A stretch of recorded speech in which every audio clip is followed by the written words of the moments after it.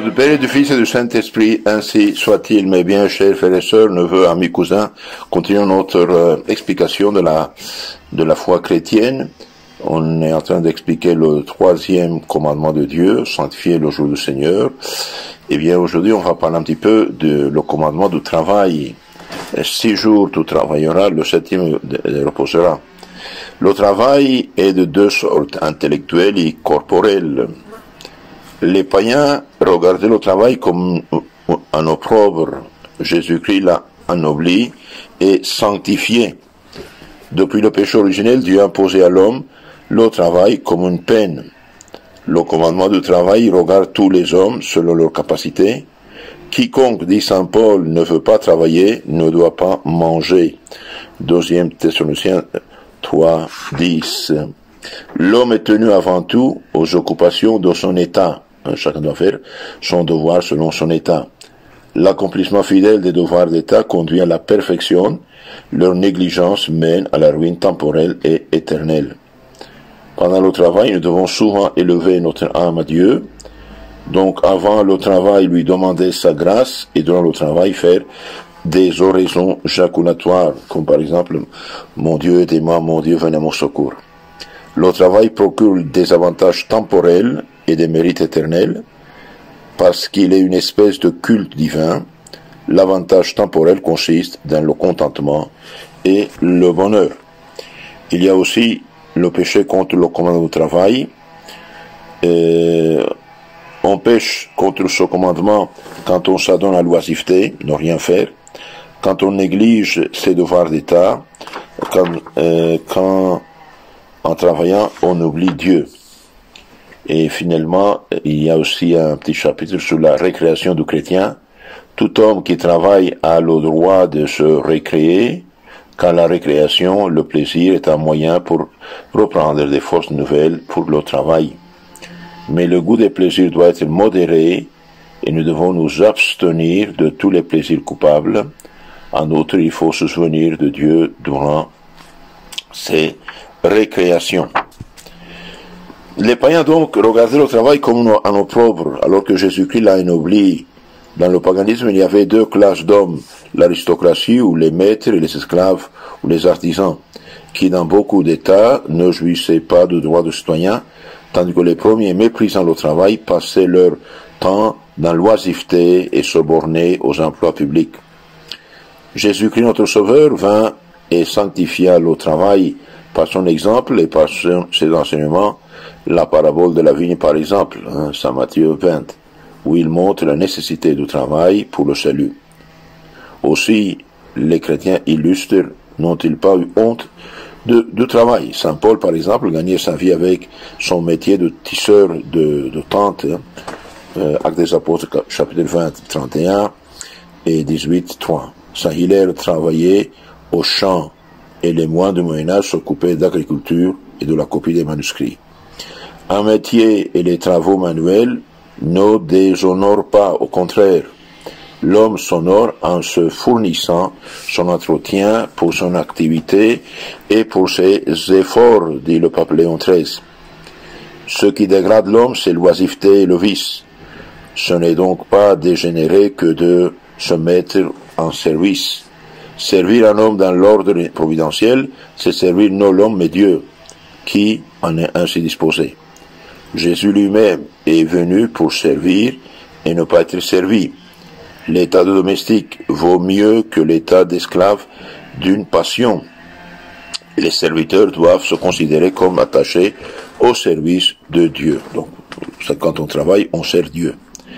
Depuis le péché originel, Dieu a imposé à l'homme le travail comme une peine. Cela ne veut pas dire qu'avant le péché, l'homme n'eût pas travaillé. Il aurait travaillé et ses occupations auraient été pour lui un plaisir. Après la chute, Dieu a dit à l'homme, tu mangeras ton pain à la sueur de ton front. Genèse 3, 19. Jusqu'à ce que tu retournes à la terre d'où tu étais tiré. Le commandement du travail regarde tous les hommes selon leur capacité. Quiconque ne veut pas travailler ne doit pas manger, dit saint Paul. Cela est vrai, surtout depuis le péché originel. Nous en sommes tous atteints. Tous donc, nous devons emporter la peine.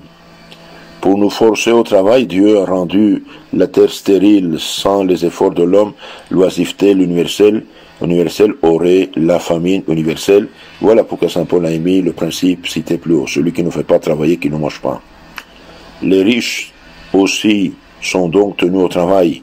Ils peuvent en employer le fruit en aumône et en bonnes œuvres.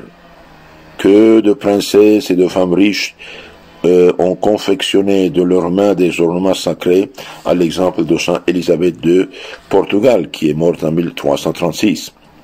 On demanda un jour à quelqu'un qui avait fait fortune pourquoi il continuait à travailler. « Croyez-vous donc, répliqua-t-il, que le bon Dieu m'ait donné mes mains pour rien ?» Aussi Saint Benoît, dans sa règle, avait-il prescrit alternativement la prière et le travail. Celui qui ne peut pas travailler en évidemment dispensé. Saint Paul ne dit pas quiconque ne travaille pas, mais quiconque ne veut pas travailler ne doit pas manger. Celui qui ne veut pas travailler pouvant travailler, bien sûr. L'homme, dit Job, est né pour le travail comme l'oiseau pour les airs. Job 5:7. Les animaux même, tels que la fourmi, nous exhortent au travail. Proverbe 6:6. Aussi Saint Paul écrivait-il: nous vous rappelons au travail de vos mains, comme nous vous en avons donné l'ordre. 1er Thessaloniciens 4:11. L'homme est tenu avant tout aux occupations de son état. La société humaine comporte nécessairement des états divers, différents, des médecins, des prêtres, des laboureurs, des artisans, des jurisconsuls, des soldats, des célibataires, des gens mariés. Il ressemble à un corps dont chaque membre a une fonction spéciale. 1 Corinthiens 12:12.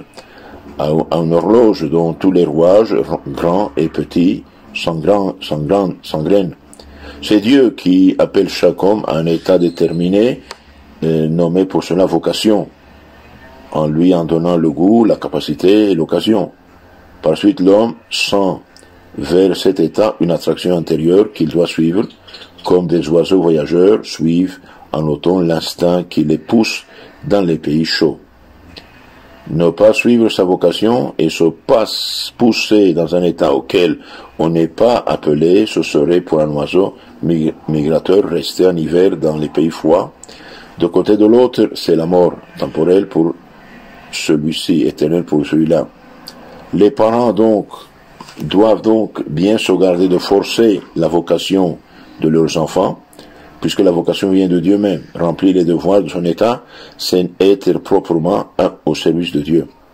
Ces devoirs sont donc les plus importants.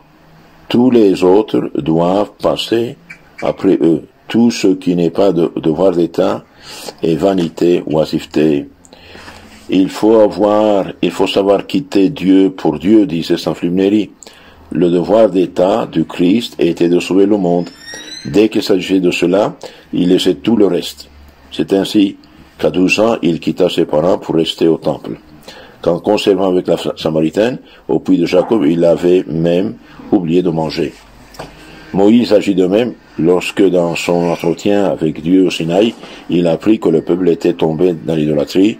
Il rompit l'entretien et redescendit vers son peuple. Exode 32:7. L'accomplissement fidèle des devoirs conduit à la perfection. L'exactitude dans les devoirs d'État est un signe que l'on est consciencieux en toute chose. La vocation est comme la roue maîtresse d'une machine. C'est de sa marche régulière que dépend la marche de toute la machine. On s'explique pourquoi donc les procès d'organisation, on s'informe tout d'abord de la fidélité avec laquelle le défunt a pratiqué ses devoirs d'État.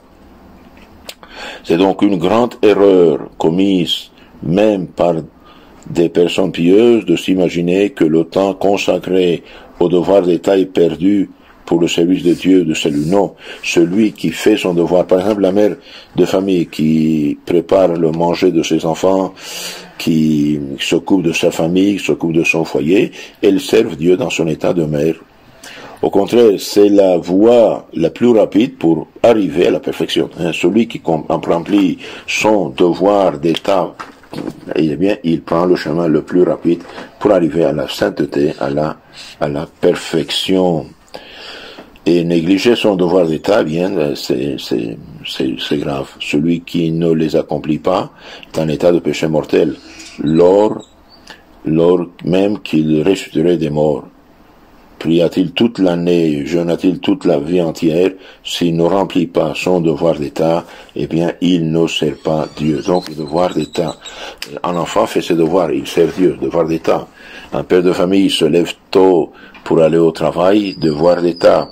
La mère de famille prépare le souper ou le déjeuner de sa famille, et devoir d'État, il sert Dieu. La prière ne sauvera pas ceux qui ne veulent pas travailler. Donc la paresse, c'est péché. La prière ne sera pas ceux qui ne veulent pas travailler. Il faut prier, il faut travailler, il faut travailler, il faut prier. Nos exercices de piété doivent se régler d'après les obligations de notre vocation. Une piété qui contrecarre ses devoirs est une piété fausse. Aucun État qui n'a pas mauvais lui-même n'est un obstacle au salut éternel. Pendant le travail, nous devons souvent élever notre âme vers Dieu. Donc avant le travail, de commencer, demander la grâce de Dieu. Et dans le travail, faire des oraisons jaculatoires. Mon Dieu, bénissez le travail que je fais. Rien ne réussit sans la bénédiction de Dieu, comme on le voit dans la pêche miraculeuse, Saint Luc 5. Croyez-moi, disait Vincent de Paul, 3 ouvriers font avec la grâce de Dieu plus que 10 autres. Aller au travail sans avoir prié, c'est faire comme un soldat qui part sans armes à la guerre. Saint Paul nous exhorte à faire la bonne intention avant le travail par les paroles bien connues.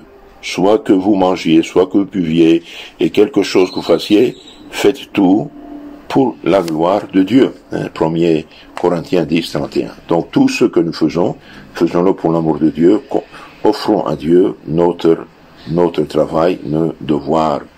Avant toutes les actions, il faut imiter le tireur qui vise très nettement le but à atteindre. Il faut donc, avant le travail, faire le signe de la croix, ou dire mentalement, à la plus grande gloire de Dieu. Mon Dieu, je vous offre ce que je veux faire. Durant le travail, il faut faire ce que nous pouvons faire. Travaillez bien et demandez, mon Dieu, je vous offre ce travail, mon Dieu, bénissez-moi, mon Dieu, venez à mon secours. Le travail aussi procure des avantages temporels et des mérites éternels parce qu'il est une espèce de culte divin. Donc celui qui travaille, il sert Dieu, et il s'enrichit. Celui qui ne s'aime pas, il ne va pas moissonner, n'est-ce pas? Chacun obtiendra sa récompense dans la mesure de son travail. 1 Corinthiens 3, 8. Donc il faut travailler pour l'amour de Dieu. Le travail aussi sert pour écarter les tentations, les tentations. Parce que comme disait un savant, une âme oisive est atelier du diable. Le travail écarte les tentations. Celui qui est appliqué à ses affaires sérieuses se préoccupera peu des tentations qui arrivent, n'est-ce pas? Aussi, Satan laisse-t-il en repos les gens qui travaillent, et les gens qui ne travaillent pas, il les tâche. Le travail procure aussi la prospérité temporelle. La prospérité temporelle. L'abeille qui a bien travaillé durant l'été vit en hiver des provisions de ses ruches. Ainsi l'homme laborieux assure son avenir. Un Romain fut un jour traduit devant le Sénat pour amasser une grande fortune par la magie. Il se présenta avec ses outils et dit, voici mes instruments de magicien. Je ne puis plus, hélas, vous présenter mes sueurs. Enfin, le travail, comme toute œuvre de pénitence, procure des mérites éternels. L'ouvrier, dit Jésus, mérite son salaire.